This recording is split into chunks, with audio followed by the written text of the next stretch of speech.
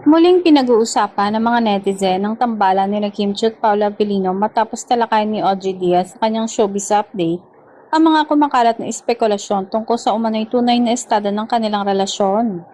Marami ang napausisa kung kasal na nga ba ang dalawa, engaged pa lamang o isa lamang itong chismis. Ayon kay Audrey Diaz, marami siyang natatanggap na tanong mula sa mga tagahanga tungkol sa Kim Pao.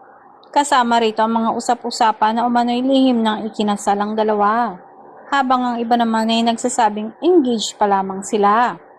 Gayunpaman, wala siyang inilahad na opisyal na kumpirmasyon na magpapatunay sa alinman sa mga ito. Sa ngayon, nananatiling pribado sina Kim at Paolo pagdating sa kanilang personal na buhay. Hindi rin sila nagbibigay ng pahayag tungkol sa mga isyong may kinalaman sa kanilang relasyon. Dahilan upang lalo pang dumami ang mga haka-haka sa social media. Dahil dito ay iba-iba rin ang naging reaksyon ng mga netizen. May mga naniniwalang seryoso na ang relasyon ng dalawa at posibleng may magandang balitang inililihim pa. Habang ang iba naman ay nananatiling maingat at hinihintay ang opisyal na kumpirmasyon mula mismo kay Kim at Paolo.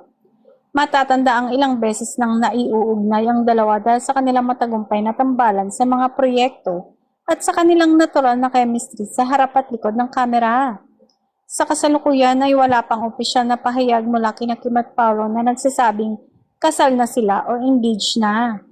Hanggat wala pang kumpirmasyon mula sa mismong kampo ng dalawa, nananatiling espekulasyon lamang ang mga kumakalat na balita, kaya mainam pa ring hintayin ang kanilang opisyal na anunsyo bago ito ituring na katotohanan.